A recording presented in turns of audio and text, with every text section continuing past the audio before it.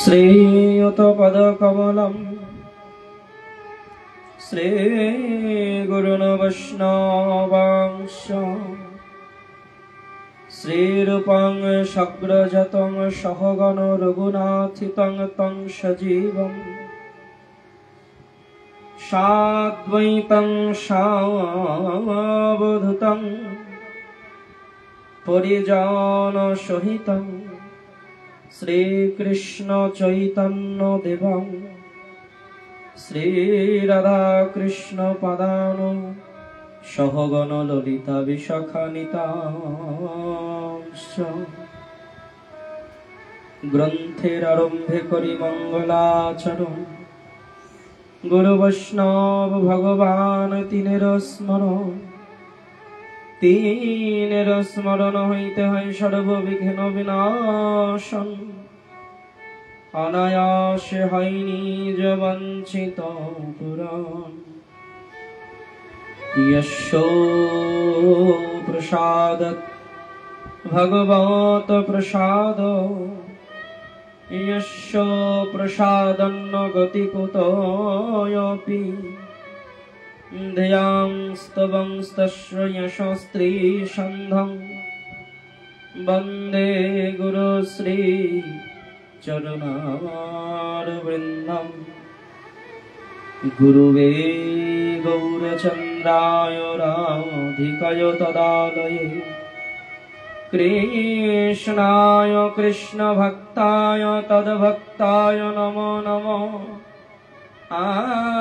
आजनुलम्बित भुज कनकावदयित संकीर्तनैकपीतर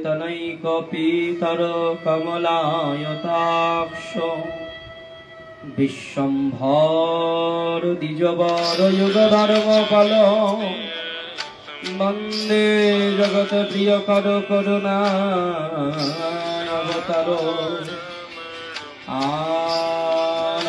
लीलामय विग्रह हेमावदिव्यच्छवि सुन्दराय तस्मै महाप्रेमरस प्रदायते चैतन्य चन्द्राय नमो नमस्ते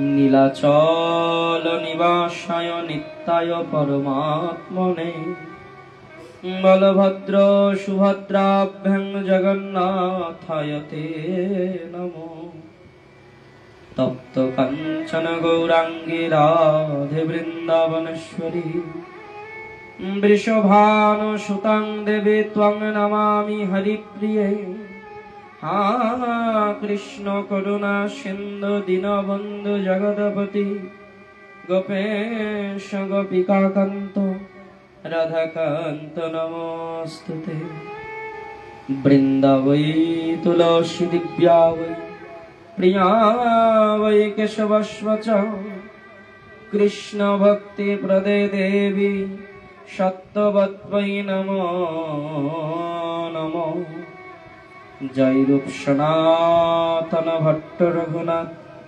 श्रीजीव गोपाल भट्ट दास रघुनाथ এই ছয় গোসাইরে করি চরণ বন্দন যাহা হইতে বিঘ্ন নাশ অভীষ্ট পুরাণ বাঞ্ছা কল্পতরু ভৎস কৃপা সিন্ধু ভয়ে বচ পতিতানাং পাবনেভ্যো বৈষ্ণবেভ্যো নমো নমো হরে কৃষ্ণ কৃষ্ণ কৃষ্ণ হরে হরে हरे राम राम राम हरे हरे। बोलिए श्रीमद् भागवत पुराण की शुकदेव गोस्वामी पाद की परीक्षित महाराज की अपनापन श्री गुरु महाराज की हरिनाम संकीर्तन की समवेत गौर भक्त वृंद की प्रेम से बोलो जोर से बोलो राधा रानी की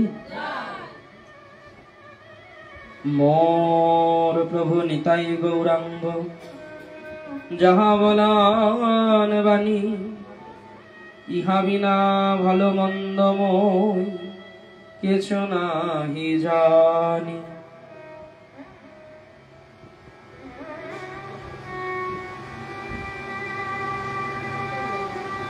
মোর মুখে কৃষ্ণ কথা কহিছেন আপনি শ্রী গৌরাঙ্গ, যাহা বলাই তাহাই বলি, যেন বিনা যন্ত্র।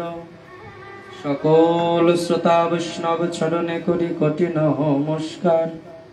সবাকার চরণ ধুলে মস্তকে দিও আমার, দিন গেলে হা গৌরাঙ্গ বলে একবার। প্রভু কহে সে হয় আমার, আমি হই তার। পরম করুণ অবতার, রস ঘন প্রেম ঘন মূরতি, যুগ ধর্ম পাল, কলিহত জীব উদ্ধার কর্তা, নাম প্রেম দাতা শ্রী গৌরাঙ্গ মহাপ্রভু। তদীয় শ্রীপাদ পরম করুণ অবতার, জগাই মাধাই শোধনকারী, নাম প্রেম বিতরণকারী শঙ্কর্ষণ বলরাম নিত্যানন্দ প্রভু। তদীয় বংশ অবতংশ কুলতিলক, পরম পূজ্য প্রাতঃস্মরণীয় লীলা প্রবিষ্ট অষ্টোত্তর শত শ্রী শ্রী তিনকড়ি গোস্বামী মহারাজ শ্রী চরণ কমল আশ্রিত মৌর শ্রী গুরুদেব, প্রাতঃস্মরণীয় পরম পূজ্যপাদ অষ্টোত্তর শত লীলা প্রবিষ্ট 108 শ্রী শ্রী সনাতন দাসজি গুরু মহারাজ চরণ কমলে এই অধমের কোটি কোটি দণ্ডবত নিবেদন। এবং এই তিনকড়ি প্রভুর শ্রী চরণ কমল আশ্রিত আর একজন কৃপাধন্য শিষ্য আমাদের কাকাশ্রী লীলা প্রবিষ্ট 108 শ্রী শ্রী মুরারি দাস বাবাজি মহারাজ চরণ কমলে অধমের অসংখ্য অসংখ্য কোটি কোটি দণ্ডবত। আজ 3 বছর হয়ে গেল সেবা সিদ্ধ ব্রজে যাকে, ধামে যাকে সেবা সিদ্ধ বলে ডাকা হয়, সেবা সিদ্ধ বলে স্মরণ করা হয়, আমাদের কাকাশ্রী শ্রী মুরারি বাবা, তাহার আজ প্রয়াত দিবস। তিনি লীলা প্রবিষ্ট করেছেন আজ আমাদের প্রত্যেক মন্দিরে মন্দিরে, নবদ্বীপে, বৃন্দাবনে। বিগত 7-8 দিন ধরে উৎসব চলছে এবং আজ সেই উৎসবের অন্তিম দিবস ছিল, তা পরিপূর্ণ হলো। তাই সর্বাগ্রে শ্রী কাকাশ্রীর চরণ কমলে এই ভাষা পুষ্পাঞ্জলি নিবেদন করলাম। সেবা সিদ্ধ মহাত্মা ছিলেন তিনি, ওই রকম সেবা কেউ করেননি এবং করতেও হয়তো পারবে না। কাকে বলে বৈষ্ণব সেবা? শ্রী গুরু মহারাজ ওনাকে সেবা দায়িত্ব দিয়েছিলেন যে তুমি শুধু সেবা করবে, বৈষ্ণব সেবা করবে। সারাটি জীবন তিনি বৈষ্ণবের সেবাই করে কাটিয়েছেন। তাদের জীবনীগুলো দেখলে বোঝা যায় যে কিভাবে সেবা করেন তারা। সেবা করেন এবং সেবা করবার সুযোগও নিজে থেকেই দেন।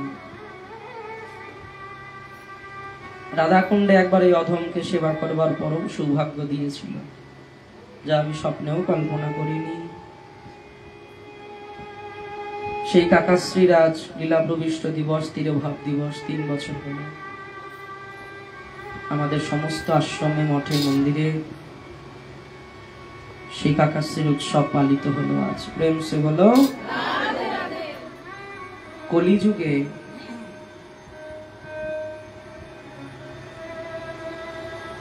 সেবা দ্বারা প্রেম লাভ সম্ভব।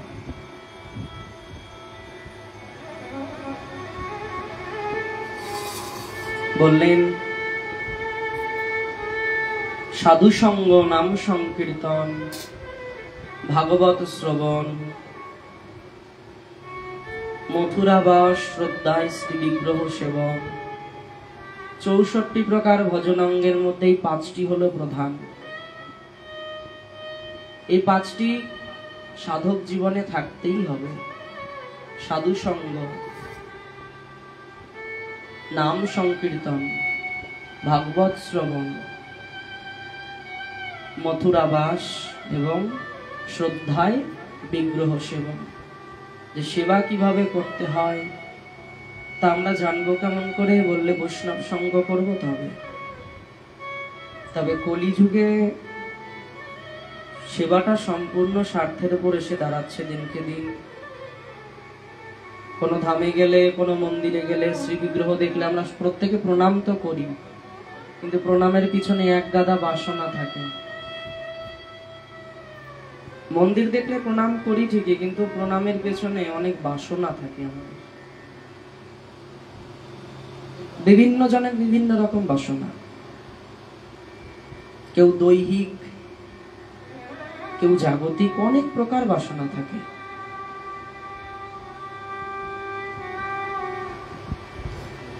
আজকেই দুপুরবেলা এখানে আসার আগে বসে বসে শ্রী গুরুদেবের মুখে হরিকথা শুনছিলাম। শ্রী গুরুদেব এই কথাটা সুন্দর বোঝাচ্ছিল। শ্রী গুরুদেব বলছেন যে আমরা মন্দির দেখলে পরে প্রণাম সবাই করি, কম বেশি সবাই করি, কেউ এইভাবে করলেও করি, কিন্তু এর পেছনে উদ্দেশ্যটা কি থাকে? বলে দৈহিক মানসিক সুখ, শারীরিক সুখ, জাগতিক সুখ, এইগুলো। কিন্তু শাস্ত্র বললেন জীবের পরম উদ্দেশ্য কি? ভক্তগণ জানা আছে? জীবের পরম উদ্দেশ্য কি? প্রেম লাভ।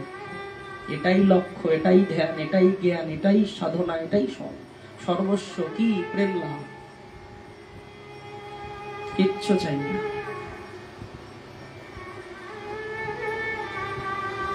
কিরকম প্রেম? নিষ্কিঞ্চন, বাসনা রহিত, বাসনা শূন্য,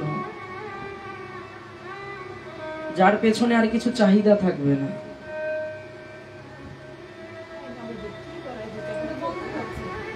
রাধে রাধে, প্রেম সে বলো।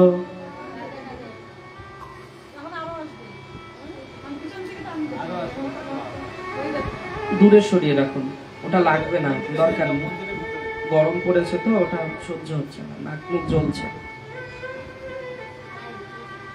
আঁচলটা একটু বুঝে রাখুন তো। প্রেম সে বলো, জোর সে বলো। জীবের পরম উদ্দেশ্য যদি প্রেম হয়,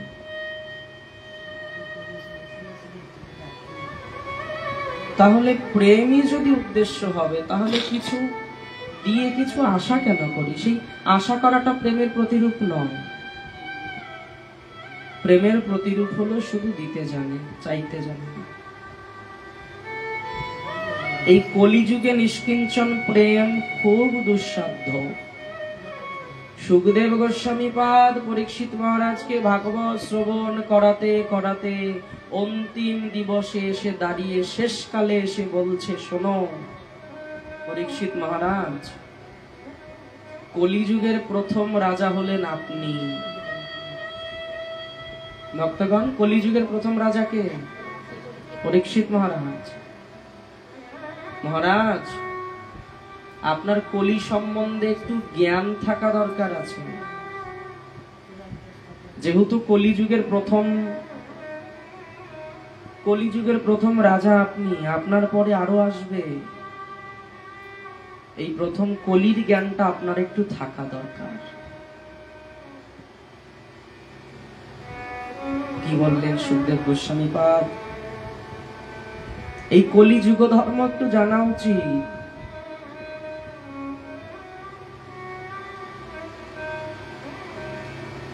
তত্তস্যানুদিনং ধর্ম সত্যং শৌচং ক্ষমাদয়া কালেন বলিনা রাজন নক্ষত্রয় বরলং স্মৃতি। পরীক্ষিত মহারাজ, কলিযুগে কি হবে জানো? এই কালের ক্ষমতা অপরিসীম, এর ক্ষমতা অপরিসীম। কলিকালে ধর্ম, সত্য, পবিত্রতা, ক্ষমা, দয়া, আয়ু, বল, স্মরণ শক্তি উত্তর হীন হয়ে পড়বে। কলির প্রথম চরণ চলছে। কলিযুগের আয়ু কত? 4,32,000। চলছে কত? 5,500 চলছে, 5, 5.5 এরকম। তাইতে কলিযুগের অবস্থা দেখেছো? সত্য আছে কোথাও? দয়া আছে? ক্ষমা আছে? নাই। এ কথা সুখদেব গোস্বামী পাদ পূর্বেই বলে গেছে। পরীক্ষিত মহারাজ, কলিযুগে জানো ধর্ম থাকবে না, ধর্মের রূপ থাকবে, ধর্মের আয়োজন থাকবে, আড়ম্বরে ধর্মের অনুষ্ঠানও হবে, কিন্তু প্রকৃত যে ধর্ম তা ভেতরে থাকবে না, ধীরে ধীরে হ্রাস হবে। সত্য থাকবে না, পবিত্রতা থাকবে না, সকলে সবসময় অপবিত্র হয়ে থাকবে। দিন দিন পবিত্রতা হারিয়ে যাচ্ছে ভক্তগণ, পবিত্রতা হারিয়ে যাচ্ছে না?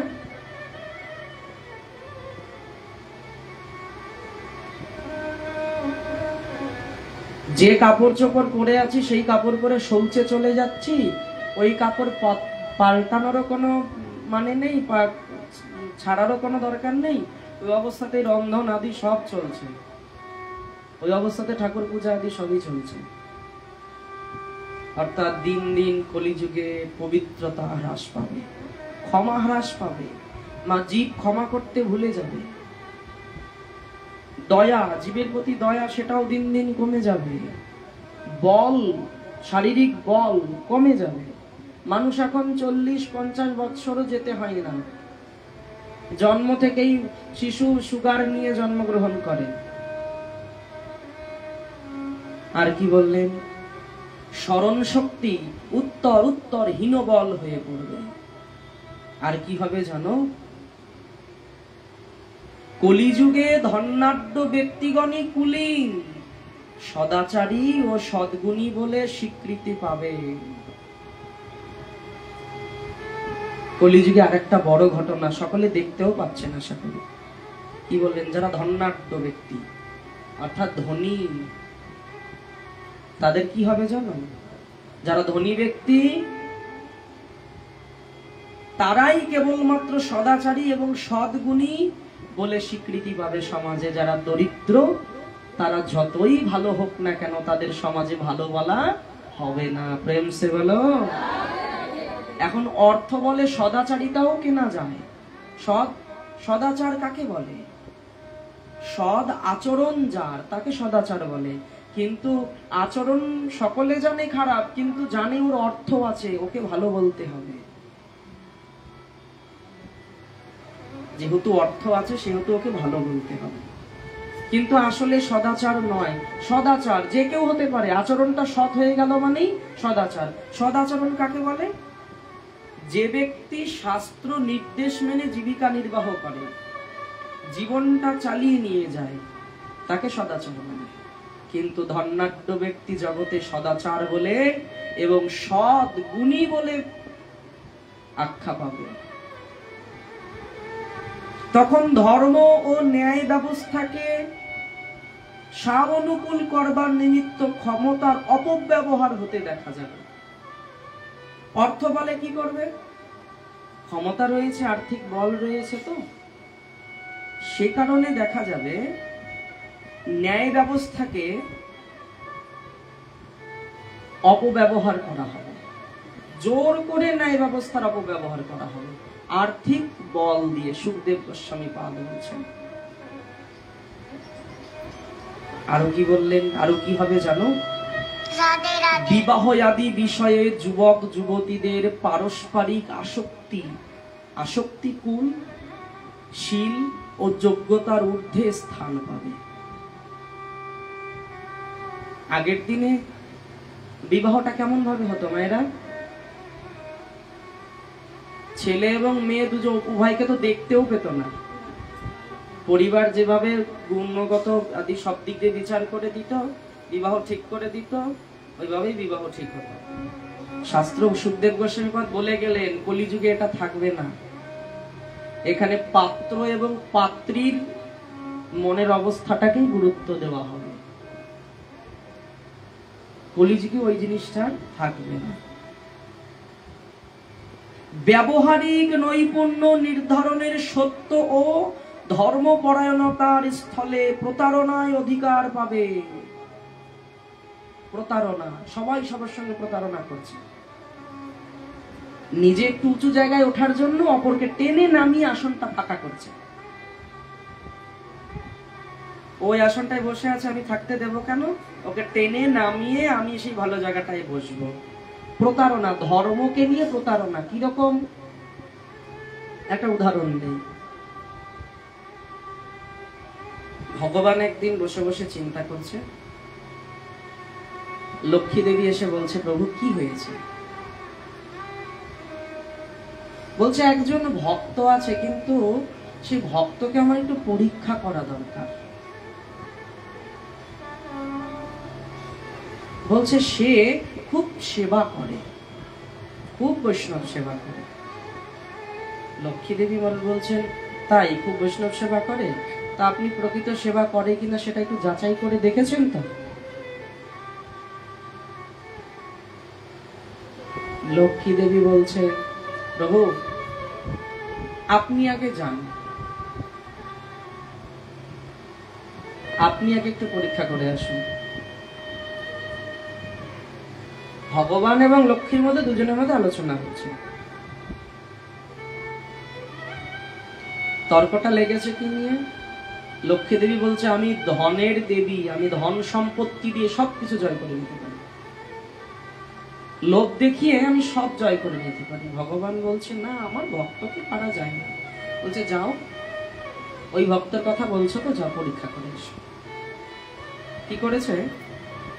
ভগবান একটা দরিদ্র ভিখারি বৈষ্ণবের বেশ ধরে, একেবারে দরিদ্র, কিছু নেই, জীর্ণ শীর্ণ শরীর, কাপড় চোপড় ছেঁড়া, নোংরা, এলোতুলো বেশ, এরকম একটা রূপ ধরে ক্ষুধার্থ তৃষ্ণার্থ বাহানা করে সেই ভক্তের দুয়ারে গিয়ে দাঁড়িয়েছে। কে আছো গো বাড়িতে? ওই বৈষ্ণব ঠাকুর বেরিয়ে এসেছে, ওই ভক্ত বেরিয়ে এসেছে। এসে দেখছে একদিন বৈষ্ণব, আহা আমার পরম সৌভাগ্য, আমি বৈষ্ণব পেলাম, আসুন আসুন আসুন। বলছে, আমার বড় ক্ষুধা লেগেছে, আমায় একটু থাকতে, একটু খাদ্য প্রসাদ দেবে? বলছে, কেন দেব না? এ তো পরম সৌভাগ্যের কথা, বাড়িতে বৈষ্ণব এসেছে, প্রসাদ দেব না? আপনি ঘরে যান, আপনাকে প্রসাদের ব্যবস্থা আমি করে দিচ্ছি। খুব ভালো। ভগবানের রূপে যে বৃদ্ধ এসেছে বাবা, সেই বাড়ির বৈষ্ণব রন্ধন আদি করে ভোগ লাগিয়ে তাকে প্রসাদ পাইয়ে বিশ্রাম করতে দিয়েছে। খানিকক্ষণ বাদে শ্রী অর্থাৎ লক্ষ্মী দেবী এক বৈষ্ণবীর বেশ ধারণ করে সেই দুয়ারে এসে দাঁড়িয়েছে। সে বৈষ্ণব ঠাকুর বেরিয়ে এসে দেখছে যে আর একজন ভক্ত এসেছে দুয়ারে।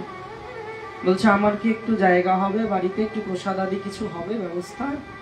বলছে, তো পরম সৌভাগ্য আমার, আসুন ভেতরে আসুন। বলছে, রন্ধন আদি সব হয়ে গেছে।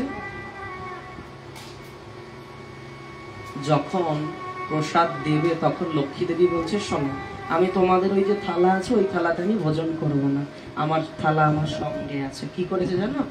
ঝোলা থেকে একটা সোনার থালা বের করেছে। সোনার থালা, সোনার বাটি, সোনার গ্লাস বের করে নিয়ে, দাও এতে প্রসাদ দাও। প্রসাদ পেল। প্রসাদ পেয়ে নিয়ে উঠে যাচ্ছে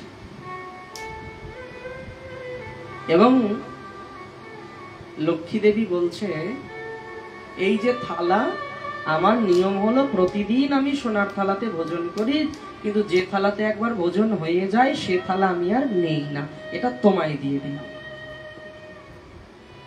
সর্বনাশ! এইরকম বৈষ্ণব না হলে হয়? হ্যাঁ, সোনার থালায় প্রসাদ পেল, সোনার থালা, সোনার বাটি, সোনার গ্লাস, প্রসাদ পেয়ে উঠে গেল, থালা থেকে গেল, বলে দিলে এই থালা আমি আর নেব না, এই থালা তোমার। এখন সেই সাধক মনে মনে চিন্তা করছে যে এই মাতাজিকে বাড়ি রাখতে হবে।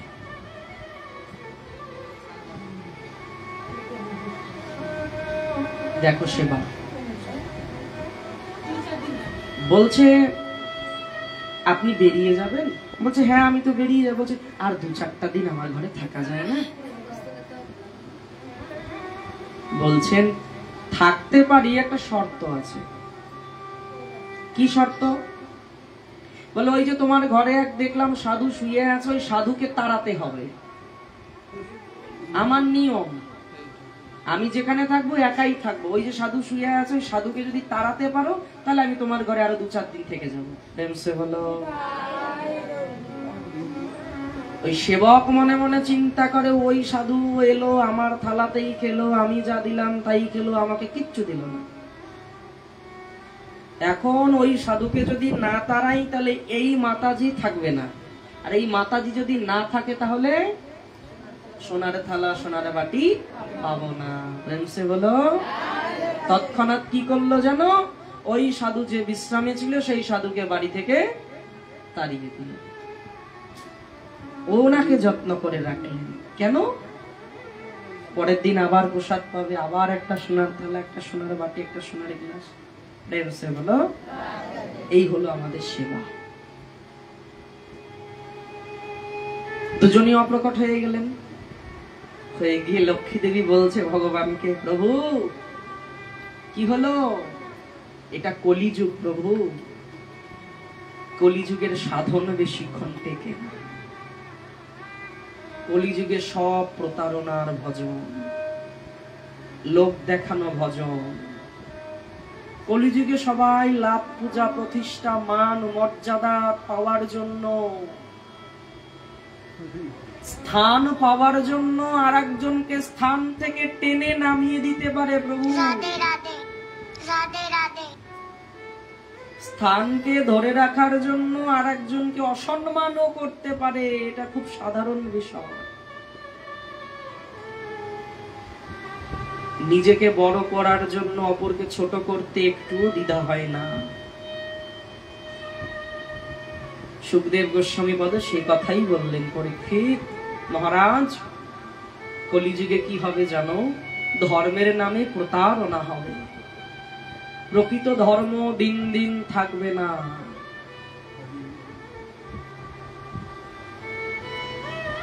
বৃন্দাবনের সন্ত মহারাজ প্রাতঃস্মরণীয় রাজেন্দ্র দাস বাবার বদনে আমার শোনা,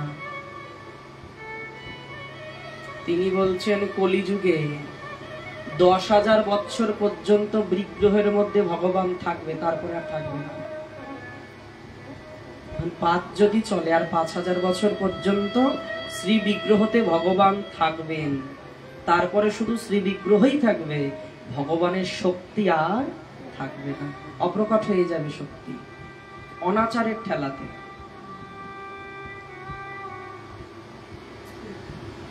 বলছেন একটা পূজারী মন্দির তৈরি করতে পারে, কিন্তু মন্দির কোনোদিন পূজারী তৈরি করতে পারে না। পূজারী থাকলে মন্দির শত শত নির্মাণ হয়ে যাবে, কিন্তু মন্দির সকলে করি, কিন্তু মন্দিরের যত্ন আদির দিকে আমাদের কারো ধ্যান থাকে না। প্রথমে হয় শ্রী বিগ্রহ, প্রথমে আগ্রহ, তারপরে হয় বিগ্রহ, তারপরে হয় গলগ্রহ। খুব আগ্রহ করে বাবা বৃন্দাবনে গেছে, বৃন্দাবন থেকে একটা সুন্দর যুগল কিশোর নিয়ে এসছে বাড়িতে, খুব সুন্দর। রাধাকুণ্ডে দেখেছে, দেখে মন জুড়িয়ে গেছে, ভক্ত প্রান্ত। দাসত্ব জীবন, সুন্দর একটা যুগল সরকার শ্রী বিগ্রহ বাড়িতে এসে প্রতিষ্ঠা করেছে। উনি যতদিন থাকলো ততদিন খুব যত্নে সেবা হলো। এবার পরবর্তী ওনার ছেলে, উনি দেহ রেখে দিলেন। এবার ওই মন্দির ছেলের হাতে এসে পড়ল। তখন বিগ্রহ জ্ঞান হয়ে গেল। শিলা বুদ্ধি, ধাতু বুদ্ধি, মৃত্তিকা বুদ্ধি।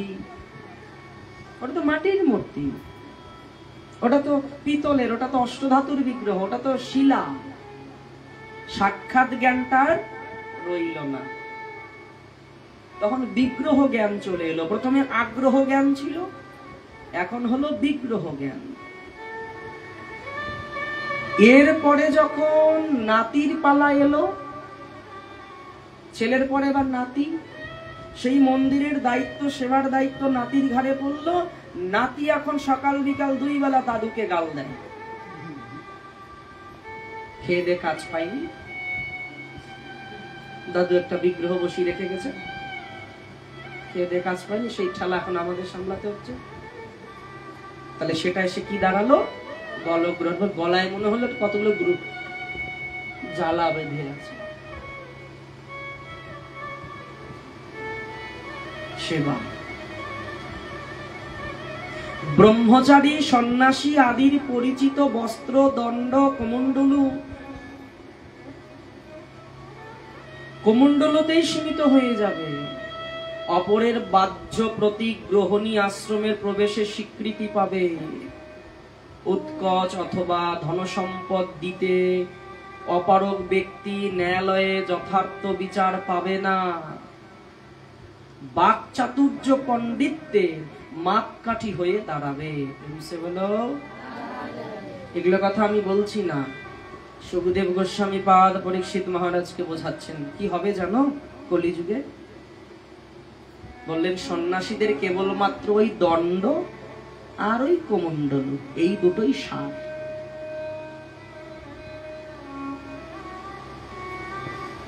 আর কিছু থাকবে না।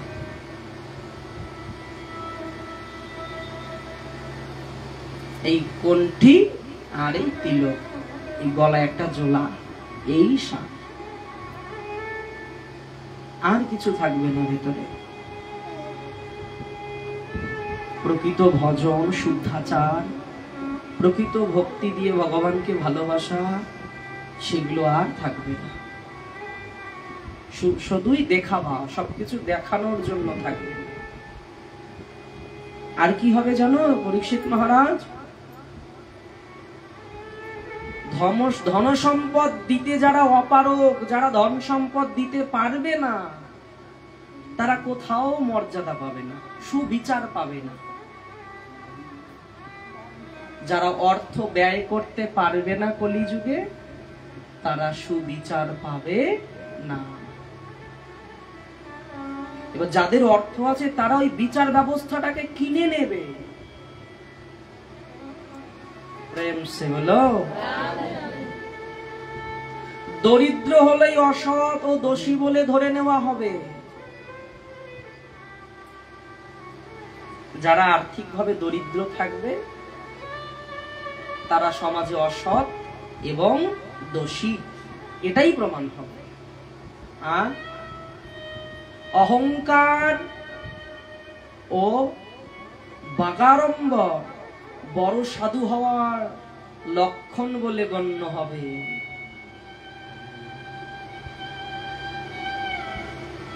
শুদ্ধ প্রেম, শুদ্ধ ভজন থাকবে না। সবাই শুধু বড় সাধু হবার চেষ্টা করবে, সাধু হতে চাইবে সবাই। মহাপ্রভু বলছে না, আমারে না ভজিয়া মাগয়ে বিষয় সুখ, আমারে না ভজিয়া মাগয়ে বিষয় সুখ, আমি তাহা কেন দেব? আমার কাছে চাইলে আমি দিয়ে দেবো? গৌরহরি দেয় না, দেবে না। অন্য কেউ দিলেও দিতে পারে, বিষয় সুখ গৌরহরি কোনোদিনও দেবে না। আমার কাছে বিষয় সুখ চাইবে সংসার সুখ চাইবে, আর আমি চাইলে আমি দিয়ে দেব? কে চায়? গৌরহরি বললেন ওরা মূর্খ। যারা মূর্খ আমার ভজনা করে পাশাপাশি বিষয় সুখ চায়, তারা হলো মূর্খ। আমি তাহা কেন দেব? বিজ্ঞ হইয়া সচরণামৃত দেব। আমার চরণামৃত দিয়ে তাদেরকে আমি সেবায় নিয়োজিত করব, যা অন্য কোন জন্ম পারে না। অন্য কোন জনই পারে না ভগবানের সেই পূর্ণ সেবা করতে, কেবলমাত্র মনুষ্য পারে। আর তারা তো মূর্খ।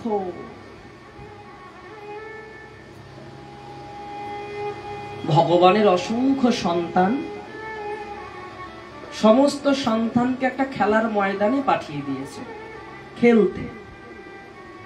বিকেল গড়িয়ে এলো, গোধূলি সন্ধ্যা লাগে লাগে কয়েকজন সন্তান বাড়ি ফিরে এলো। ভগবান ডেকে বলছে, আরে তোরা যে এলি, আর কই? আরো যে তোদের সঙ্গে আরল ছিল। বলে, পিতা আমরা যে কজন খেলতে গেছিলাম, এই কজন আমরা ফিরে এলাম, আর ফিরল না কেন জানো? তারা পথভ্রষ্ট হয়ে গেল। বলে, কেন? ওই খেলতে গিয়ে ওই খেলাতে যে আনন্দ পেল, কি আনন্দ? বললেন, এই লাভ, পূজা, প্রতিষ্ঠা, বৈভব, এই মায়ার জঞ্জাল, নোংরা আবর্জনায় পড়ে ওটাকেই প্রকৃত সত্য বলে মনে করে ওর মধ্যেই থেকে পদ ভুলে গেল। খেয়াল হলো না যে বেলা ডুবে এলো, যেতে হবে, প্রস্তুত হও, এটা ভুলে গেল। কেন ভুলে গেল? তোমরা কেন ভুললে না? দয়াময়, আমরা সৎসঙ্গ পেয়েছিলাম। সঙ্গ তো জগতে দুই প্রকার, সৎ অসৎ। একটা প্রবাদ আছে না বাংলায়, সৎসঙ্গে স্বর্গে বাস, অসৎসঙ্গে নরকবাস। দয়াময়, আমরা সৎসঙ্গ পেয়েছিলাম, সাধু সঙ্গ পেয়েছিলাম, ভাগবত শ্রবণ পেয়েছিলাম। ভাগবত শ্রবণ করতে করতে আমাদের চিত্ত সংসার প্রবৃত্তিতে আকর্ষিত হয়নি, আমাদের চিত্ত ভগবত মুখী ছিল। তাই সংসার শত চেষ্টা করেও আমার চিত্তকে বেঁধে রাখতে পারেনি। এর জন্য কে দায়ী জানো প্রভু? কে দায়ী? বললেন সাধু সঙ্গ। প্রেম সে বলো। সাধু সঙ্গ যার হয়, তাকে কোনোদিন সংসারের মায়া তাকে ভোলাতে পারে না, কোনোদিন না, সম্ভবই না। মায়া পিচাসিনী সেখানে হার মানে। মায়া বলবান, অনেক বলবান।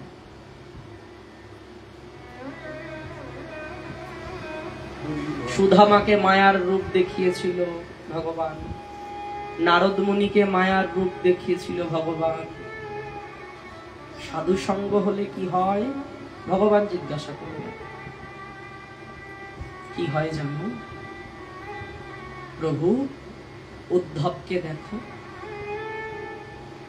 তোমার মন্ত্রী, তোমার সখাকে দেখো, প্রকৃত সাধু সঙ্গ হলে কি হয়। উদ্ধব ব্রজভাবটাকে বোঝে না। দেখে দ্বারকাধীশ বসে বসে নয়ন জল মুছে, সব সময় চোখের জল মুছে ভগবান। রুক্মিণী আদি স্ত্রীগণ আলোচনা করে ভগবানের কি এমন অভাব। 16,000 এত পাটরানি যা, দ্বারকার সিংহাসনে যে বসা অখিল ব্রহ্মাণ্ড নায়ক জগৎপতি যিনি, যাকে পাবার জন্য মুনি ঋষিগণ হাজার হাজার লাখ লাখ বছর ধরে তপস্যা করে, চোখের জল ফেলে, তার আবার কিসের অভাব? উদ্ধবের মনে প্রশ্ন জাগল, জিজ্ঞাসা করল, প্রভু তুমি কিছু একটা চিন্তায় যেন নিমগ্ন সর্বদাই। কি চিন্তা করো দয়াময়? কি চিন্তা করি জানো? আমি সব ভুলে গেছি, কিন্তু আমি না ওই ব্রজধামকে ভুলতে পারছি না।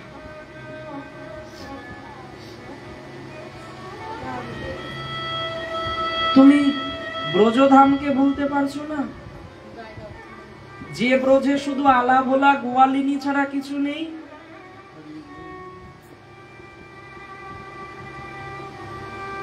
যারা তোমার স্তুতি করতে পারে না, যারা তোমার বন্দনা উচ্চারণ করতে পারে না, যারা কোনো সংস্কৃত শ্লোক জানে না, কোনো মন্ত্র আদি কিচ্ছু জানে না,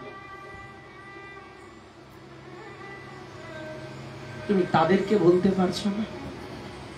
তোমার কিসের অভাব বলো দেখি? কি ওই ব্রজ ভাবটা কি কি আমি জানতে চাই। ব্রজ ভাব শুনবে? একদিন এই লীলাটা আজকেই দুপুরবেলা বসে বসে শুনছিলাম। ভগবান একদিন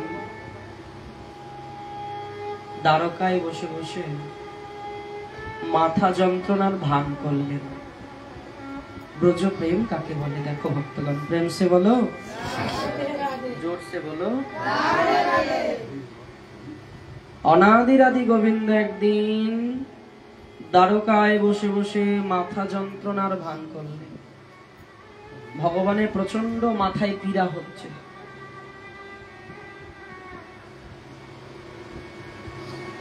সেই মুহূর্তে নারদ মুনি এসে দাঁড়িয়েছে। কি হয়েছে প্রভু? রূপকিনী সত্যভামা আদি পাটরানীগণ পাশে দাঁড়িয়ে আছে। রূপকিনী দেবী বলছে, নারদ দেখো তোমার প্রভুর বড় শিরোপীড়া, কোনো মতেই সরানো যাচ্ছে না। বলে যারা রাজবৈদ্য আছে তাদেরকে ডাকা হয়নি, বলছে তারা এলো ঘুরে গেল, পারলো না। দেখো তুমি যদি নিরাময় করতে পারো। প্রভুর চরণের কাছে কি জিজ্ঞাসা করছে, প্রভু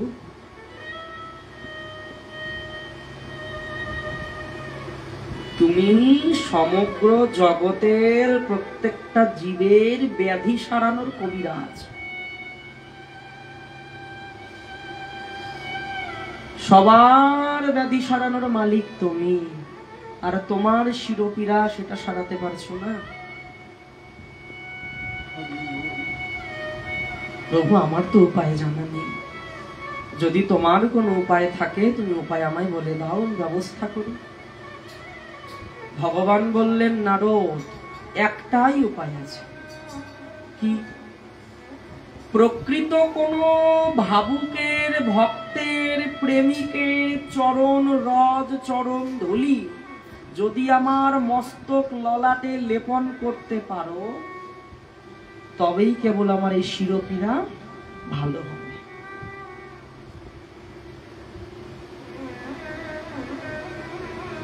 নারদ মুনি চিন্তায় পড়ে গেলেন। এই বেদ নিষিদ্ধ কর্ম করতে কো বলছে ভগবান? নারদ শোনো না, তুমিও তো আমার পরম ভক্ত, দাও না তোমার চরণের কিছুটা ধুলি আমার ললাটে দাও না। না না না না প্রভু, না না না, আমায় নরকে যেতে হবে, শাস্ত্র লঙ্ঘন করা যাবে না, আমার চরণধুলি তোমার ললাটে দেওয়া যাবে না। না না প্রভু, আমার অপরাধ হবে, আমার পাপ হবে, আমায় নরকে যেতে হবে। নারদ তুমি দেবে না? না প্রভু। যদি নারদ তুমি না দাও তাহলে আর কে দেবে বলো? তুমি না বলো যে ভগবান বিষ্ণুর সব থেকে বড় ভক্ত আমি, তাহলে তুমি যদি চরণ ধুলি আমার ললাটে না দিতে পারো, কে দেবে বলো? প্রভু আপনি উপায় করে দিন, কার কে দেবে? যাও খুঁজে নিয়ে এসো। যার কাছে যায় ত্রিভুবন ঘুরছে, হন্য হয়ে ঘুরছে নারদ। ঋষি মুনি তপস্বী যোগী হাজার হাজার যুগ যুগ ধরে যারা তপস্যা করছে, যার কাছে গিয়ে বলে ঘটনা যে তোমার একটু চরণধলি দেবে। কেন গো? ভগবানের শিরপীড়া হয়েছে, সেই শিরে লেপন করব। না না না না না, এ কথা বলো না। আমার চরণধলি ভগবানের ললাটে যায় কেমন করে? দাও না গো, ভগবানের বড় ব্যথা, ভগবান খুব কাতর হয়ে পড়েছে ব্যথায়। না না না, আমি দিতে পারবো না। ত্রিভুবন ঘুরতে ঘুরতে নারদ শেষমেশ যমুনার তীর ধরে এগোতে এগোতে ব্রজধামে প্রবেশ করলেন। বলিয়ে ব্রজধামে কি?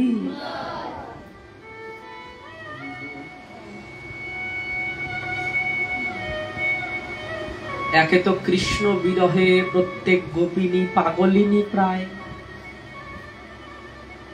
নারদ মুনিকে দেখা মাত্র দৌড়ে এসে নারদ মুনিকে ঘিরে ধরেছে। ভগবানের দূত এসেছে, ভগবানের পার্ষদ এসেছে। নারদ বলো বলো দেবর্ষি পাদ, আমাদের প্রাণনাথ কেমন আছে? বলো না নারদ মুনি, হে দেবর্ষি পাদ, আমাদের প্রাণ বল্লভ কেমন আছে? আমাদের প্রাণনাথ কেমন আছে? নারদ মুনি মনে মনে চিন্তা করছে, এতক্ষণ যার যার কাছে গেলাম একবারও তো কেউ এইভাবে ভগবান কেমন আছে এই কথাটা জিজ্ঞাসা করে নাই, বরং ভগবান অসুখে আছে সে কথা শুনেও কেউ ব্যবস্থা করে না। শোনো, ভগবান তোমাদের প্রাণবল্লভ শ্যাম সুন্দর সেই কৃষ্ণ কানাই বড় ব্যথায় আছে গো। হ্যাঁ, আমাদের প্রাণপ্রিয়, আমাদের প্রাণনাথ ব্যথায় আছে। কি সমস্যা? বলে ভগবানের শিরপীড়া হয়েছে, মাথা ব্যথা হয়েছে। তাই উপায় কি? বললেন, যদি কোনো ভক্তের প্রেমিকের চরণ রজ চরণ ধুলি যদি মস্তকে নিয়ে গিয়ে দিতে পারি, তাহলে ভগবানের শিরপীড়া ভালো হয়ে যাবে। প্রেম সে বলো। গোপিকাগণ শোনা মাত্র চরণ ঝেড়ে ঝেড়ে কিভাবে নেবেন? আরো তোমার ওই আঁচলখানা, ওই গায়ের উত্তরীখানা পেতে দাও। প্রত্যেক গোপিনী শোনা মাত্র ছুটে এসে চরণ ধুলিগুলো ঝেড়ে ঝেড়ে দিচ্ছে। নারদ বিলম্ব করুন। নারদ মুনি মনে মনে চিন্তা করছে এবং বলছে, গোপিকাগণ, তোমরা যে চরণ ধুলি দিচ্ছ, এই চরণ ধুলি দিলে যে তোমার অপরাধ হবে, পাপ হবে, সে কথা কি জানো না? বলে, জানি তো। আর সেটা লক্ষণীয় বিষয় নয় দেবর্ষি পাপ। আমরা হলাম নিষ্কিঞ্চন প্রেমিক। আমরা অপরাধের ভয় করি না। প্রেমিক কোনোদিনও পাপ পুণ্য এই দুটোর বিচার থাকে না তার মধ্যে। বলে দেবর্ষিপাদ, নরকে যদি যেতে হয় যুগ যুগ নরকে ফেলে রাখুক, কোনো কষ্ট নেই, কোনো দুঃখ নেই, কিন্তু আমার চরণের ধুলি নিয়ে যদি ভগবান সুখ পায়, এটাই আমাদের কাছে উত্তম। তাতে যদি আমাদের নরকেও যেতে হয়, তাতেও আমরা প্রস্তুত। নারদ মুনি এই ভাব দেখে বিস্মৃত হয়ে গেলেন। কত উচ্চ ভাব! যারা নরকের ভয় করে না, বেদ বিধি অগোচর রতন বিধির উপর যারা সর্বদাই কিশোর কিশোরীকে বসিয়ে সেবা করে, যারা বেদ বিধির ওপরে ঊর্ধ্বে ভয় পায় না বেদ বিধিকে,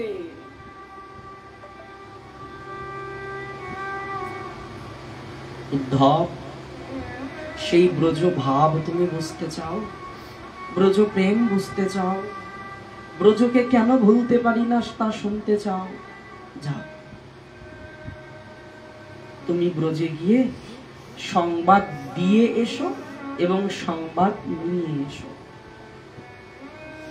উদ্ধব বললেন, বেশ, আমি যাচ্ছি, কয়েক প্রহরের জন্য যাচ্ছি, আমি খুব দ্রুত ফিরে আসবো দ্বারকায়। উদ্ধবকে দেখতে ছিল কেমন জানো ভক্তগণ? সাক্ষাৎ ভগবানের মতো, কোনো পার্থক্য ছিল না। এদিকে কি করে শ্রীদাম, সুদাম, দাম, বসুধা, মধুমঙ্গল, এরা প্রত্যেক দিন বৃন্দাবনের যে সীমানা, ব্রজধামের যে সীমানা, মথুরার যাওয়ার যে সীম রাস্তা, এই এসে প্রত্যেক দিন সকালবেলা দাঁড়িয়ে থাকে। আজ বুঝি আমাদের সখা ফিরবে, আজ অবশ্যই সখা এসে দেখা। সারাটা দিন না খেয়ে, কোনো যত্ন নেই শরীরের, ওই পথপানে চেয়ে থাকে। যে পথে গেছে অক্কুর নিয়ে, সেই পথপানের দিকে চোখ দিয়ে থাকে। প্রতিদিন কি করে জানো? অপেক্ষা করতে করতে যখন সন্ধ্যা নেমে আসে, মনকে কি বলে সান্ত্বনা দেয় জানো? মধুমঙ্গল একটু রেগে যায়, বলেছিলাম না কানাই আজকেও আসবে না, দেখলি তো এলো না। কেন আসবে বল? কানাইকে তো আমরা ভালোই বাঁচতে পারিনি, কোন টানে কানাই আসবে? শ্রীধাম সুধাম বলছে, মধুমঙ্গল তুই রাগ করিস না ভাই, কৃষ্ণ কি বলেছে? আজ যাচ্ছি, কাল আসবে।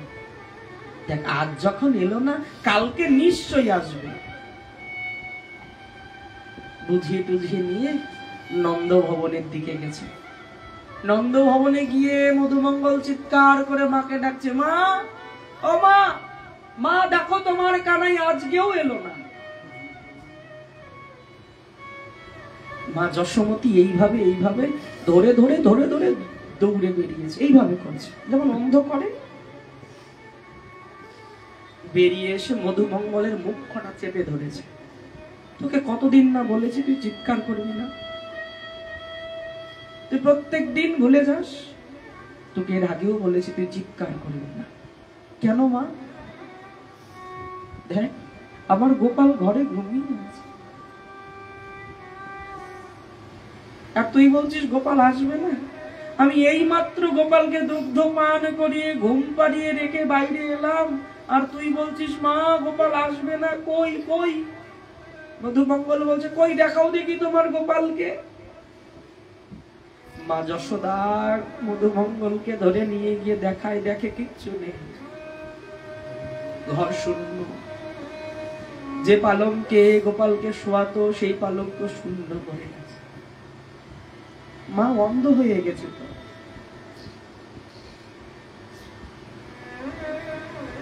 নন্দ মহারাজ কেমন হয়েছে জানো? পাগলের মতো। পাগল যেমন, বদ্ধ পাগল যেমন, কিছু বলে না, নড়ে না, যেখানে যেমন খুশি তেমন আচরণ করে, সেই রকম। আজকে উদ্ধব কি করেছে? সুন্দর একটা স্বর্ণ রথ নিয়ে, অশ্ব দিয়ে সেই রথ চালনা করতে করতে বৃন্দাবনের সীমানায় এসে দাঁড়িয়েছে। আর দূর থেকে রথের ধ্বজা দেখতে পেয়েছে শ্রীরাম, সুদাম, দাম, বসুধা। মধুমঙ্গল আয় আয় ভাই, দেখ রথের ধ্বজা দেখা যায়, দেখ দেখ আজকে আমাদের গোপাল এসছে, দেখ। দৌড়ে গেছে রথের কাছে, দেখে কি জানো?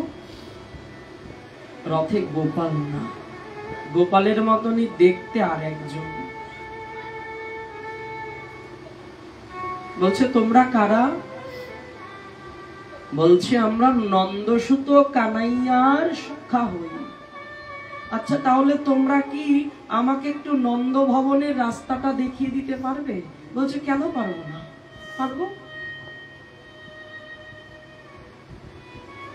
মধুমঙ্গল বলছে, ও কৃষ্ণ বুঝি তোমায় পাঠিয়েছে?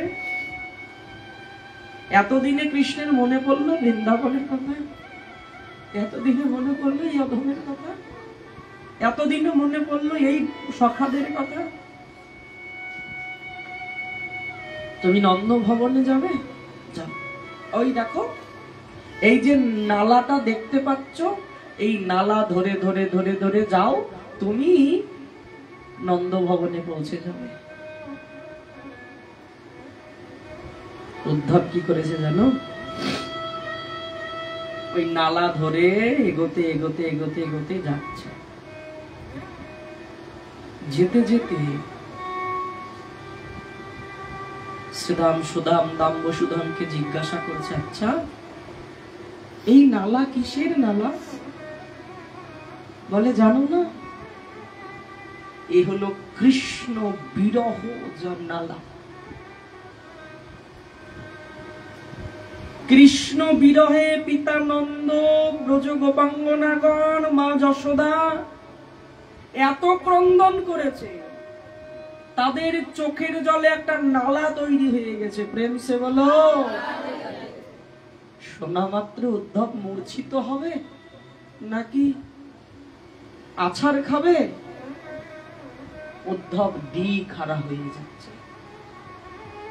হ্যাঁ, কৃষ্ণ বিরহে চোখের জলে নালা তৈরি হতে পারে? এত চোখের ঝাল, এত অশ্রু তাদের নয়নে, সে নয়ন জল দিয়ে অশ্রু দিয়ে সেই নালা তৈরি হয়ে গেল। জানো মা, উদ্ধব কয়েক প্রহরের কথা বলে সে কয়েক মাস থেকে গেছিল। ভুলে গেছিল দ্বারকা বলে কিছু আছে, ভুলে গেছিল ভগবান শ্রীকৃষ্ণ বলে কিছু আছে। শুধু ওই গোপীদের প্রেম ভালোবাসা দেখে পাগল পাগল হয়ে গেছিল উদ্ধব। রাধারানীর সেই ভাব দেখে পাগল হয়ে গেছিল, ফিরেই যায়নি। যে উদ্ধব স্বর্ণ জড়িত পোশাক, স্বর্ণ অলংকার, রাজ মুকুট, স্বর্ণ মুকুট, স্বর্ণ রথ নিয়ে এসেছিল, সেই উদ্ধব কেমন ভাবে ফিরেছিল জানো?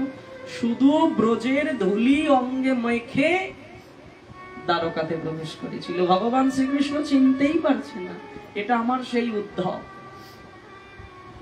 যে উদ্ধব গেল রাজসিক ভাবে, সে উদ্ধব ফিরে এলো ভিখারির মতো। শুন, এসে ভগবানকে গালি দিচ্ছে, তুমি কেমন ভগবান? তুমি কেমন ভগবান? তোমাকে ভগবান কে বলে? তোমাকে দয়াময় নামটা কে দিয়েছে? যার এক বিন্দু হৃদয়ে দয়া নেই, তাকে দয়াময় বলে ডাকতেও লজ্জা হয়। তোমার দয়াময় নামটা ঠিক হয়নি ভগবান, তোমাকে দয়াময় বলে ডাকাটা ঠিক নয়, উচিত নয়। তোমার দয়াময় নামটা ঘুচিয়ে দাও, ওটা রেখো না।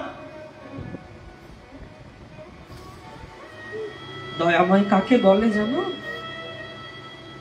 যার হৃদয়টা শুধু দয়ায় ভরা। তুমি এত পাষাণ, তোমার কি দ্বারকায় থাকা সাজে? তোমার এক্ষুনি ব্রজধামে ফিরে যাওয়া উচিত। কেন উদ্ধব? আবার কেন বলছো? গিয়ে দেখো, যাও।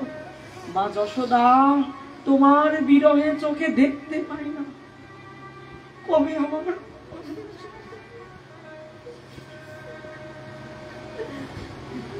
নন্দ বাবা রাজকার্য করে না, সিংহাসনে মাকড়সার জাল পড়ে গেছে, ধুলা পড়ে গেছে, নন্দ বাবা আর সিংহাসনে বসে না। এমনকি জানো, নন্দ বাবা সেই পাদুকা আর পায়ে দেয় না। কেন? আমি পাদুকা পায়ে দেব, আমার এই পাদুকা কে বহন করবে? আমার এই পাদুকা আমার গোপাল বহন করবে। মাথায় করে নিয়ে নেচে বেড়াতো, দাদা ডেকে ডেকে বলরামকে বলতো, দাদা দেখো তুমি বড় কাজ পেয়েছো, আমি ছোট তাই ছোট কাজ। আর জানো, হে দয়াময়, তোমার বন্ধুদের কথা কি বলবো, তারা আর গোচরণে নাই।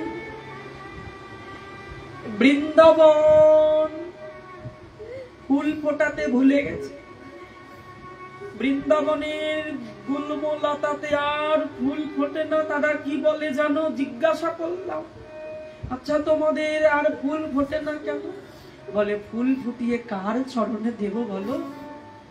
যার জন্য প্রতিদিন আমরা ফুটতাম সেই চরণ কমল ব্রজে নেই। বনের পশুগুলোকে ডেকে জিজ্ঞাসা করলাম, হে পশু, হে হরিণ, হে ব্যাঘ্র, তোমরা কেন তোমাদের ধর্ম পালন করো না? হরিণকে বলছে, তুমি কেন তৃণভক্ষণ করো না? বলে, শোনো উদ্ধব মহারাজ, দেহে যদি প্রাণ না থাকে, দেহ কি আর চলে বলো? যে দেহে প্রাণ থাকে না, সে দেহ কি আর ঘুমায়? সে দেহ কি আর আহার করে?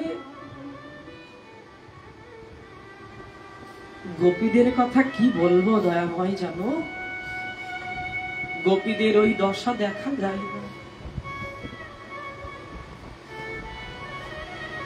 গোপীরা আর ঝুলনা সাজায় না, আর সেই রাস মঞ্চ সাজায় না, আর তারা শৃঙ্গার করে না। আর রাধারানী, ওর কথা তো আমি বলতেই পারবো, ওই প্রাণেশ্বরীর কথা তো আমি বলতেই পারবো না।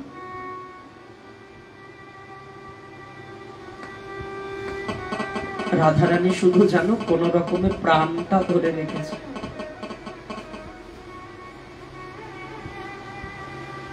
প্রাণে মরেনি কেন জানো? শুনবে, নইলে রাধারানী কবে মরে যেত। কেন মরেনি জানো? শুধুমাত্র তোমার জন্য। কেন? বলছে, শ্যাম সুন্দর রাধা বদন দেখতে বড় ভালোবাসে। উদ্ধব, আমি মরলে কবে মরে যেতাম। মরিনি কেন জানো? যদি কোনদিন ব্রজনাথ ব্রজে ফিরে আসে, এসে কি দেখবে বলো? এই অভাগিনীর মুখখানা দেখে বড় আনন্দ পেত আমার শ্যাম। আর আমি যদি ব্রজে না থাকি, ব্রজে এসে আমায় খুঁজবে, সেদিন ভগবানের বড় কষ্ট হবে। তাই নিজে কষ্ট সহ্য করে আমি এখনো প্রাণটাকে ধরে রেখেছি। প্রেম সে বলো।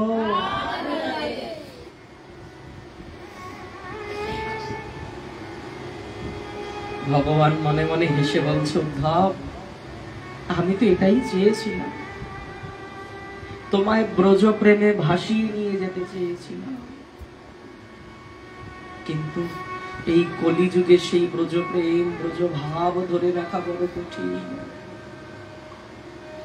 কলিযুগ প্রপঞ্চতে ভরা, প্রতারণায় ভরা। সুখদেব গোস্বামী বলছেন, দূরবর্তী পুষ্করিণী তীর্থের মর্যাদা লাভ করবে এবং নিকটস্থ তীর্থ গঙ্গা গোমতী পিতামাতা উপেক্ষা হবে। আরো কি হবে জানো পরীক্ষিত? দূরের কোন তীর্থ খুব আদর পাবে, কিন্তু কাছে যে আমার গঙ্গায় তীরেই বাস, সেই গঙ্গা তার কাছে অনাদর পাবে। দেখুন, নবদ্বীপেই বাস করে, গঙ্গার তীরেই বাস করে, অথচ দেখা যায় তারা গঙ্গা স্নানে অন্যত্র যাওয়ার ভাবনা চিন্তা করে।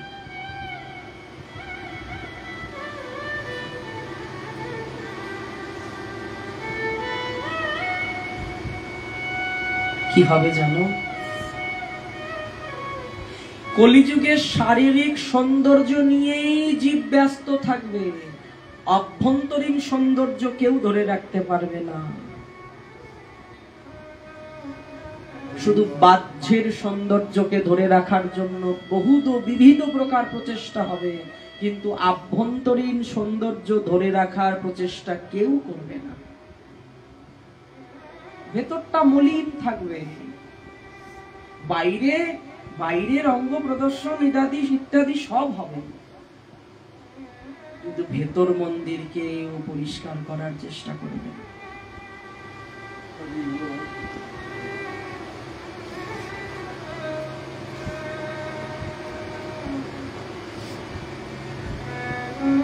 আরো কি হবে জানো? অনাবৃষ্টিজনিত পরিস্থিতিতে প্রবল খরা হবে ও তার উপর কখনো কখনো আবার করের বোঝায় জনগণকে শোষণ করা হবে। প্রবল শৈত্য প্রবাহ, তুষারপাত, অধিঝড়, গ্রীষ্ম অধিক্য, বন্যার তাণ্ডব আদি প্রাকৃতিক দুর্যোগ স্থানে স্থানে পরিলক্ষিত হতে থাকবে এবং আভ্যন্তরীণ কলহে প্রজাগণ নিত্য পীড়িত হবে ও ধীরে ধীরে ধ্বংসের দিকে এগিয়ে যেতে থাকবে। আভ্যন্তরীণ যুদ্ধ লাগবে। কি বাবা লাগেনি? নিজেদের যুদ্ধ লাগেনি? কত উদাহরণ দেব? মালদা, মথাবাড়ি, ধুলিয়ান, পাল্লালপুর, শামশেরগঞ্জ, আর কত বলবো? এটা আগেই বলা আছে ভাগবতে। আভ্যন্তরীণ যুদ্ধ লাগবে এবং এই যুদ্ধতে খন্ড খন্ড হতে হতে পৃথিবী ধ্বংসের মুখে এগিয়ে যাবে। প্রেম সে বলো। ধর্মে ভণ্ডদের আধিপত্য বাড়বে। ধর্মে দেখবে এখন ভণ্ডরাই বেশি থাকবে। দেখবেন এই যে আমাদের যত পূজা কমিটি, যত কীর্তন কমিটি প্রচুর হয়েছে এখন। আগে এত কীর্তন ছিল না। হ্যাঁ ছিল। আমি আমার গার্জেনদের মুখে শুনেছি পাকুয়াতে একটা কীর্তন হতো আমাদের এই মন্দিরে, আর যত গ্রামে গ্রামে একটা কীর্তনও ছিল না। আর এখন প্রত্যেকটা গ্রামে গ্রামে কীর্তন হয়। কত কমিটি হয়ে গেছে, কিন্তু কি হবে বললেন? সব কি করবে জানো?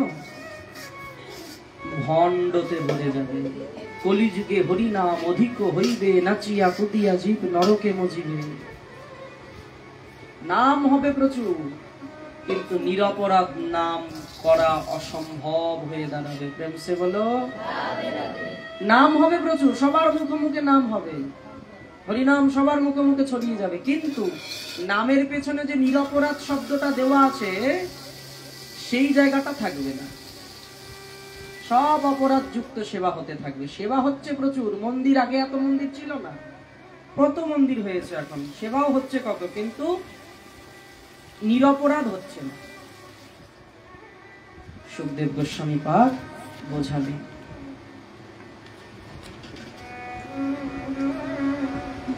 এবং বললেন যে হে পরীক্ষিত মহারাজ,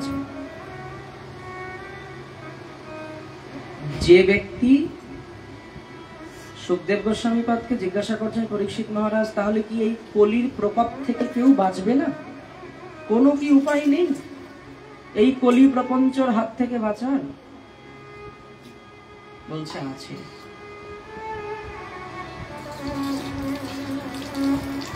কি করতে হবে? বলছে ভাগবত আদি সংকীর্তন, সৎসঙ্গ, সাধু সঙ্গ, এগুলোকে তোমার বাছাই করে করে খুঁজে খুঁজে বের করে নিতে হবে, নইলে তোমার মতিও ভ্রষ্ট হয়ে যাবে। তোমার মনকেও তুমি ধরে রাখতে পারবে না। যেমন মোবাইলে চার্জ না থাকলে, কোনো যন্ত্রে চার্জ না থাকলে আবার চার্জ দিলে আবার যন্ত্রটা যেমন চলে, আমাদের ভজন জীবনেও সাধু সঙ্গে অনুক্ষণ ভজন হয় মার্জন। সাধু সঙ্গ না করলে ভজনে জং ধরবে, মোর্চা ধরবে। গুরুদেবের কাছ থেকে হরিনাম পেয়ে গেলাম, মালা আদি পেয়ে গেলাম, ঘরে বসে গেলাম, মালা করলাম, জপ করলাম, সাধু সঙ্গে গেলাম না, বেরোলাম না, ঘর থেকে কিছু জানলাম না, শিখলাম না, ভাবলাম ঘরে বসে প্রচুর কিছু। বলছে সাধু সঙ্গ, বৈষ্ণব সেবা ছাড়া কে নিস্তার পেয়েছে জগতে? কেউ পায়নি, পাবেও না। যতই হরিনাম করো, যতই সাধু সেবা করো, যতই ঠাকুর সেবা করো, এই কথাটা উদ্ধবকে ডেকে বলেছিল ভগবান। কি? যে আমার সেবা থেকে সব থেকে বড় সেবা হলো আমার দাসের সেবা। আমারে ভজে অথচ আমার দাসকে প্রহার করে, আমি যাকে ভালোবাসি তাকে সেবা করে না, কিন্তু আমার সেবা আড়ম্বরে করে, ও সেবা আমি কোনো কালে গ্রহণ করি না। তাই কি করলেন? 64 প্রকার ভজনাঙ্গের মধ্যে 5 প্রকার ভজনাঙ্গ থাকতেই হবে। সাধু সঙ্গ, নাম সংকীর্তন, ভাগবত শ্রবণ, মথুরাবাস, শ্রদ্ধায় শ্রী বিগ্রহ সেবন। এই 5টা সেবা যার মধ্যে নাই তাকে কলির কবল থেকে কেউ বাঁচাতে পারবে না। প্রেম সে বলো জয় জয় নিতাই গৌর সীতানাথ প্রেমানন্দে হরি হরি বল। জয় জয় রাধা কৃষ্ণ প্রেমানন্দে নিতাই গৌর হরি হরি বল। তাই হে ভক্তগণ, শাস্ত্র আমাদেরকে নির্দেশ করলেন 5টি কর্ম অবশ্যই করতে: সাধু সঙ্গ, নাম সংকীর্তন, ভাগবত শ্রবণ, মথুরাবাস, শ্রদ্ধায় বিগ্রহ সেবন। এই 5টি করলে 64 প্রকার ভজনের সবকটি করা হয়ে যাবে। এর আগেও করতে পারলে খুবই ভালো, এমন নয় এই অবধি থেকে গেলাম। এর আগেও অনেক অনেক সাধু মহাত্মারা করেন। তারা যারা একেবারেই পারছি না, অন্তত পক্ষে এই 5টা সাধু সঙ্গে যেতেই হবে, হরিনাম করতেই হবে, ভাগবত কথা হরি কথা শুনতেই হবে। হরি কথা শুনলে কি হয় বলছে? মানসিকতার চার্জ হয়, মনোবল বাড়ে, ভক্তি পথে আরো অগ্রসর হওয়া যায়। ধামে গমন করতেই হবে। এই যে আমরা বলি আমাদের ধামে যাওয়ার সুযোগ হয় না, বলে সংসারে এমন বসে আছি, চেপে ধরে আছে সংসার, বলে সুযোগই হয় না। এদিকে 4 দিন 5 দিন ব্যবসা দোকানপাট বন্ধ করে বিয়ে বাড়ি ঘুরতে কোনো আপত্তি থাকে না, বলে দোকান করি, কেমন করে নবদ্বীপ একটু যাই। বলে যখন একটা কুটুমের বিয়ে লাগে তখনই 5 দিন ঝাঁপ ফেলে দিয়ে চলে যায় বিয়ে বাড়ি, তখন আর বলে না যে কেমন করে দোকানটা বন্ধ করি। তাই কি বললেন? ধাম কখন করতে হয় জানেন ভক্তগণ? বলুন তো, আপনার প্রত্যেকে জানেন। তীর্থ ভ্রমণ কখন করতে হয় বাবা? তীর্থ ভ্রমণ করার প্রকৃত সময় কখন? আমরা তো জানি বৃদ্ধকালে, না? অসম্ভব, বৃদ্ধকালে কোনো তীর্থ হয় না। ওই তীর্থ গিয়েও বাবারে মারে ওই উঁচু উঁচু বর্ষানায় উঠবা, অনেকগুলো সিঁড়ি পার হয়ে উঠতে হবে। ওই বাবারে মারে করে করে ওই বলবা, রাধারানী এই জায়গায় রইলাম, আর পাইলাম না, তুমি আসো।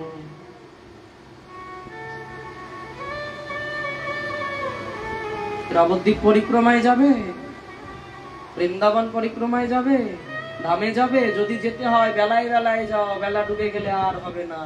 তীর্থ ভ্রমণ, ভজন সাধন সবকিছু মাঝ বেলা, একদম বাল্যকালেও হবে না, একদম বৃদ্ধকালেও হবে না। মাঝ বেলাতে মধ্যাহ্নকালে ভজন করে রাখো, তীর্থ ভ্রমণ মধ্যাহ্নকালে করে রাখো। বৃদ্ধ হয়ে যাবে, ঘরে বসে যাবে, তখন হাতে মালাটা নিয়ে শুধু ওই যে যা যা দর্শন করেছো বসে বসে চোখ বন্ধ করে করে ওগুলো দেখতে থাকো। কিন্তু আমরা অপেক্ষা করি বৃদ্ধ হই আগে, তারপরে তীর্থে যাবো। অসম্ভব। তখন ওই ব্যাগটা, হাতের ব্যাগটাও বিরক্ত করবে, ওইটাও টানার ক্ষমতা থাকবে না। তীর্থ তো অনেক দূরের কথা। প্রেম সে বলো, জোর সে বলো। যাই হোক, আমাদের ভাগবত ভগবান এখানেই বিশ্রামে থাকুক।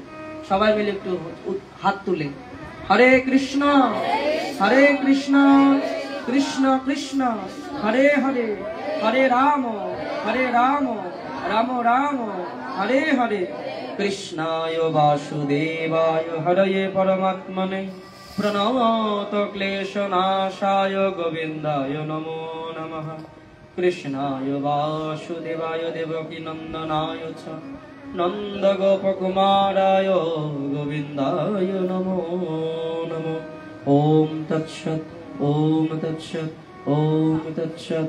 জয় রাধা মুরারি মোহন, জয় রাধা গিরিধারী লাল, জয় জয় নিতাই গৌর সীতানাথ প্রেমানন্দে হরি হরি।